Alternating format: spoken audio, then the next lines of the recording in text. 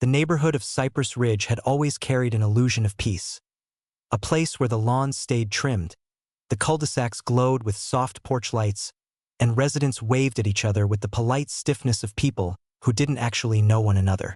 On the surface, it was everything a suburban community promised to be. But beneath that curated calm sat a pressure building slowly, quietly, and almost imperceptibly. And at the center of that pressure stood a woman who believed the entire neighborhood existed to bow to her authority. Her name was Karen Whitfield, though no one dared say the name with the full weight it deserved. She was the self-appointed guardian of the HOA's standards. Even though she wasn't on the board, nor had she ever once attended a meeting without causing a scene so dramatic that the minutes had to be edited before being archived. But Karen did not care about titles or actual authority. She cared about control. And control, she believed, could be seized simply by acting as though she already possessed it. For most residents, avoiding her was as much a part of daily life as locking their doors or taking out the trash. Everyone had endured her relentless surveillance. The way she paced the sidewalks each morning with a clipboard, pausing dramatically in front of homes as if inspecting them for violations only she could see. She thrived on intimidation. A raised eyebrow here, a pointed gesture there, and when she deemed necessary, a passive-aggressive letter taped to a front door like a scarlet mark of shame. Yet for months, no one challenged her. It was easier that way. No one wanted to be the next target of her obsessive need to police the neighborhood. That was until she chose the wrong house. The house belonged to a resident named Mark Holloway, a generally quiet man who had moved into Cypress Ridge less than a year earlier. He worked long hours as a project planner, preferred solitude, and had intentionally selected a corner lot to minimize interactions with neighbors. His lawn was tidy, his exterior paint was neutral, and his mailbox was regulation standard. In short, he was not the type to draw attention. But that did not matter to Karen. She did not need a reason to target someone. She only needed a new audience for her power. It began with a notice taped to Mark's door, scribbled with urgent red marker, her signature style. The notice claimed that his garbage bins were positioned 2 inches too close to the curb, violating what she described as Section 14B, street line symmetry. Mark reread the message multiple times, trying to recall whether the HOA had ever mentioned such a rule. He could not. Still, he brushed it off as an eccentric misunderstanding, moved the bins a few inches back, and went on with his day. But 2 days later, another notice appeared. This time, she accused him of maintaining unauthorized foliage height in his side yard. The offending plant was a small rosemary bush he had scarcely paid attention to since moving in. Once again, the supposed rule seemed fabricated, and once again, Mark chose not to confront her. He trimmed the shrub simply to avoid any further attention. He assumed that would be the end of it. He assumed wrong. Within a week, Karen escalated her campaign. More notices came, each more inventive than the last. One claimed that the pattern of his backyard stepping stones did not meet aesthetically harmonious layout standards. Another insisted that his outdoor light bulbs were excessively luminescent. She even accused him of inconsistent mailbox posture, a term so bizarre that Mark stared at it for several minutes, trying to decipher what it could possibly mean. The absurdity reached its peak when she left a 4-page list of proposed compliance infractions, all written in her frantic handwriting, stuffed into a manila envelope and taped aggressively to his door. She added a handwritten note on the front, demanding that he sign a document acknowledging these infractions or face further action. At first, Mark considered ignoring her altogether. But something twisted sharply inside him, an irritation he had tried to suppress finally breaking through. He was not a confrontational person, but he was not foolish either. He knew these rules weren't real, and the more he read through the list, the clearer it became. Karen was inventing regulations for no other purpose than to bully him into submission. That realization sparked something he had not felt in years. The slow ignition of determination. He began researching the HOA's official guidelines, hunting through the digital copies emailed to each resident upon purchase. Then he visited the HOA's public file archive, a sparse collection of PDFs detailing every amendment, resolution, and rule since the community was founded. He cross-referenced every real rule with every accusation Karen had made.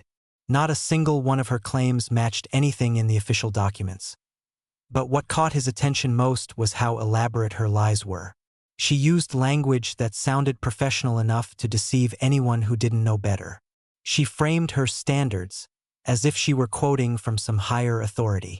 And judging by how other neighbors acted around her, Mark began to suspect she had pulled this routine on many others, people who simply complied rather than questioned her authenticity. The more he learned, the more infuriatingly clear it became. Karen had manipulated the entire neighborhood with nothing but confidence and a stack of cheap stationery. And so, Mark made a decision. He would not just stop her from pushing him around. He would expose her entire operation, dismantle the fictional empire she had built, and ensure she could never bully another resident again. His plan required meticulous work. He spent nights compiling every rule the HOA had officially adopted, along with its date of ratification, committee vote count, and exact wording. Then, beside that list, he compiled a second list, one that detailed every imaginary rule Karen had tried to enforce on him and others. The comparison was astonishing. Some of her fabricated rules contradicted actual HOA regulations. Others were so outlandish they bordered on satire that he began reaching out to neighbors, discreetly gathering their stories. Many were hesitant at first, afraid of retaliation, but gradually they whispered their experiences. Fines for non-uniform cloud visibility during a backyard barbecue, notices for excessive fence cheerfulness due to holiday decorations, even accusations of sidewalk velocity violations when a jogger passed her house too quickly. Every tale was more absurd than the last, yet each one followed the same pattern. Karen invented a rule, presented it with unwavering confidence, and pressured the resident into compliance. Mark documented every incident carefully. What had started as an act of quiet self-defense was turning into a full-scale investigation. By the time the next HOA meeting approached, a quarterly event attended by only a handful of weary residents, Mark had assembled a binder thicker than a college textbook.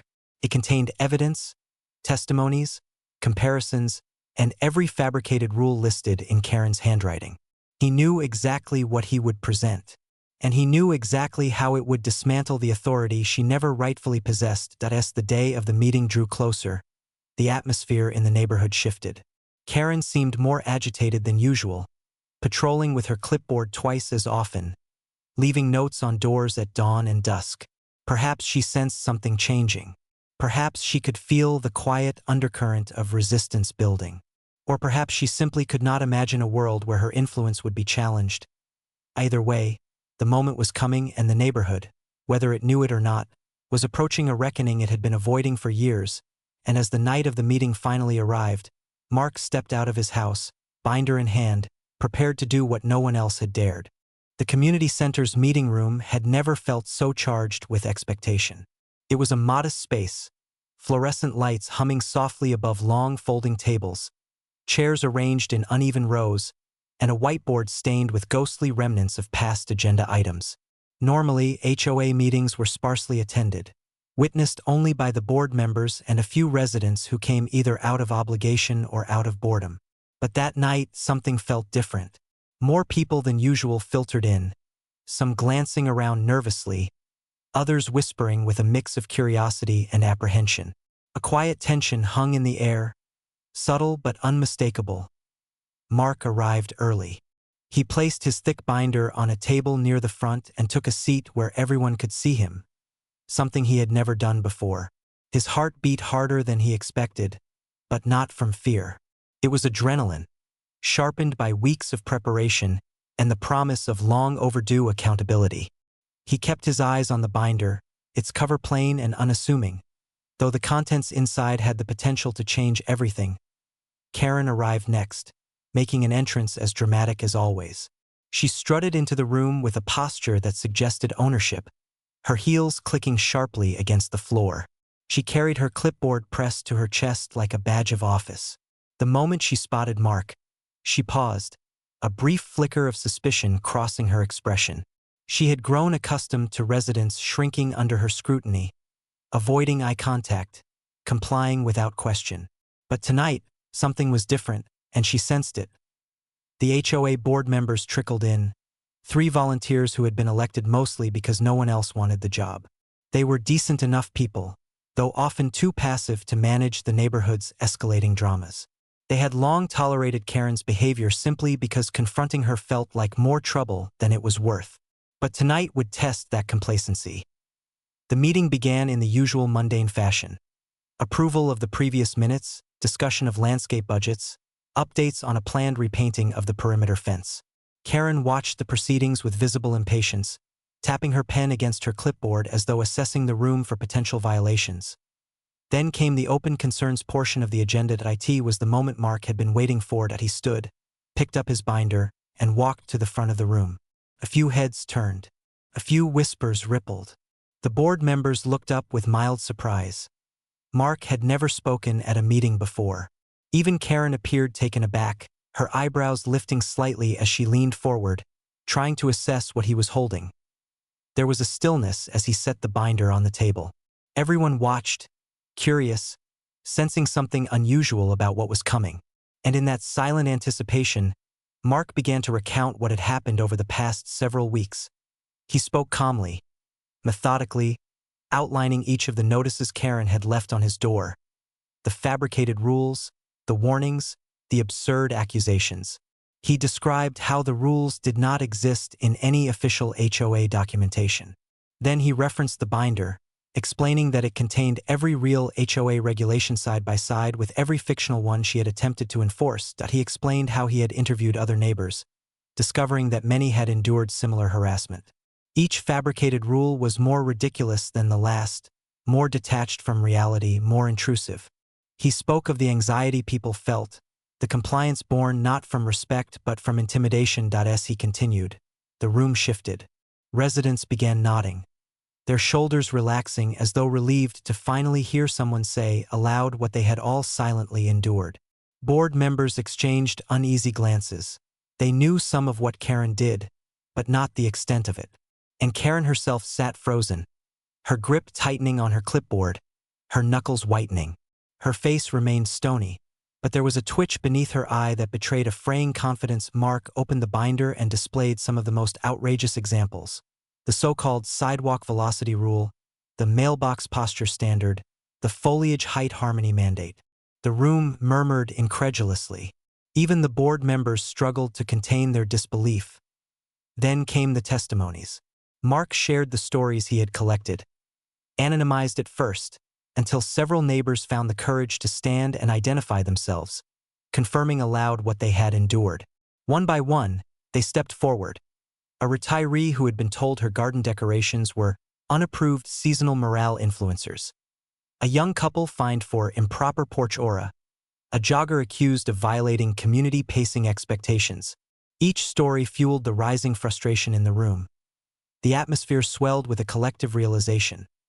This woman had been imposing a reign of false authority for years, and then, when the tension reached its breaking point, Mark presented the final piece.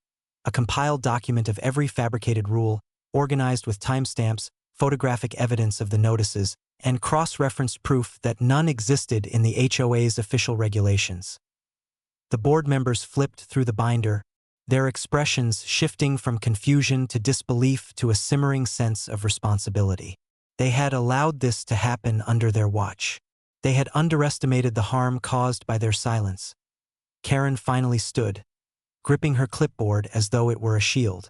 The room braced for the inevitable outburst. But instead of an eruption, she delivered a strained explanation, an attempt to justify her actions as community oversight, claiming she was simply enforcing standards the board had been too lax to uphold. She insisted her rules were guidelines, interpretations, logical extensions. But the board members shook their heads. The residents shook theirs. No one accepted her excuses. The board president cleared his throat, addressing the room with a seriousness the HOA had rarely seen.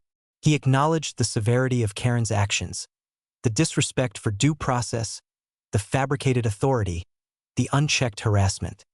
He assured everyone that the board would address the matter formally, and immediately. Karen's composure cracked. Her lips tightened, her eyes darted through the room, searching desperately for an ally. But she found none. The facade she had built, her illusion of control, had crumbled, and in its place stood a community that had finally found its voice. Mark sat back down as the board shifted into a closed discussion, requesting a short recess. Residents buzzed with whispers, glancing at Mark with gratitude, at Karen with a mixture of anger and relief. For the first time, Karen did not look like the woman in control. She looked cornered, exposed, and oddly small in a room that had once bowed to her presence. The meeting resumed with an announcement. The board would be drafting a formal resolution addressing Karen's behavior, including limits on non-board members issuing notices, mandatory approval of any future enforcement by the board, and an investigation into past incidents. They would review the binder in full and prepare an official response to present at the next meeting. Karen stood abruptly, her chair scraping loudly as she stormed out of the room, her clipboard clutched against her chest. Residents watched her leave, but no one followed. No one tried to comfort her. No one tried to defend her. The spell was broken. Mark felt the rush of adrenaline ease, replaced by a quiet satisfaction. He had done what needed to be done. But the story was not over. The board still had to decide on consequences. And Karen was not the type to accept humiliation without retaliation. As residents filed out of the meeting room, the air felt lighter, freer. Yet beneath that relief lay an undercurrent, an awareness that whatever came next would define the neighborhood's future. And as Mark walked home under the dim glow of the streetlights, binder still in hand, he sensed that Karen's reaction was not finished. Not yet. The morning after the HOA meeting arrived with a deceptive calm. The sky stretched wide and blue above Cypress Ridge, the kind of day that would normally invite quiet walks and cheerful greetings between neighbors. But beneath the sunlight lay a quiet tension. Word of the meeting had spread faster than a summer storm, carried in hushed conversations across lawns and whispered exchanges over fences. For the first time in years, residents felt a sense of possibility, a feeling that the neighborhood might finally shed the shadow of Karen's influence. But with that hope came unease, because if there was one thing everyone knew about Karen Whitfield, it was this: she never surrendered easily. Mark woke early, expecting something to happen. He wasn't sure what form Karen's retaliation would take, but he sensed it like a shift in the wind, subtle, yet unmistakable. He looked outside several times that morning, half expecting to see her pacing the sidewalk with her clipboard in hand. But there was no sign of her. The silence felt unnatural. By midday, neighbors cautiously emerged from their homes. People he had barely spoken to before offered small nods or appreciative looks, quiet acknowledgments of what he had done. Some were bold enough to walk up and thank him outright, grateful that someone had finally confronted the unspoken tyranny they had silently endured. But even with the gratitude came an undercurrent of apprehension. Everyone was waiting for Karen's reaction, knowing it would come eventually. When it did, it arrived in the form of a neighborhood-wide email. It appeared shortly after noon, its subject line shouting importance in all caps, urgent community announcement. The sender's name, Karen Whitfield, HOA advocate, was painfully familiar. Many residents opened it immediately, some out of habit, others out of morbid curiosity. The message was a long, winding attempt to reclaim authority. Karen accused unnamed individuals of misrepresenting community standards, insisted that she had acted in the interest of uniformity, and claimed that the binder Mark had presented was misleading and incomplete. She framed herself as a misunderstood guardian of the neighborhood, a vigilant protector whose efforts had been twisted by those who did not appreciate the need for structure. The message ended with a thinly veiled threat. She intended to propose new formal rules to correct the lax and permissive atmosphere in Cypress Ridge. The email should have stirred panic. Months earlier, it might have. But after the meeting, residents saw her words differently, not as commands, but as the desperate flailing of someone who felt her power slipping away. The board responded within the hour. Their message was short, calm, and unmistakably firm. They clarified that Karen had no authority to issue rules, proposals, or notices. They confirmed that they were reviewing the evidence presented at the meeting and would provide a formal decision soon. They requested that all residents disregard any communication not issued directly by the HOA. The tone was polite, but the message was clear. Karen's reign had ended. The neighborhood exhaled. But Karen, predictably, did not. Over the next several days, She made sporadic appearances outside, her steps hurried, her expression tight. She avoided eye contact with neighbors, clutching her clipboard with newfound uncertainty. Occasionally, she would glare toward Mark's house, but she never approached. Something had shifted in her confidence rattled, her authority hollowed out. The day of the board's official decision arrived a week later. Residents gathered once again in the community center, though this time the room was packed, standing room only. The atmosphere buzzed with anticipation. Some came for closure, others for reassurance, and a few came simply to witness the outcome of a conflict that had shaped their daily lives for years. Mark sat near the front again, the binder by his side, though its purpose had already been served. This time, he was just another resident waiting to hear the board's verdict. Karen arrived late, slipping into the room with stiff shoulders, her posture rigid but lacking its former confidence. She sat alone, clutching her clipboard though she kept it turned inward, as if ashamed of its once weaponized presence. The board president opened the meeting with a steady voice, thanking everyone for attending. He summarized the events of the previous meeting, acknowledging the seriousness of the concerns raised. Then he presented the board's formal resolution. It was thorough. The resolution outlined every instance in which Karen had acted without authority, every violation of the HOA's procedures, every fabricated rule. It highlighted the emotional and psychological impact her actions had imposed on residents and recognized the need to restore trust within the community. Then it detailed the board's decisions. Karen was formally prohibited from issuing notices of any kind, barred from approaching residents with alleged violations, and restricted from participating in enforcement discussions unless invited by the board. She would no longer be allowed to claim or imply any authority within the HOA, and finally, the board announced the adoption of a new bylaw.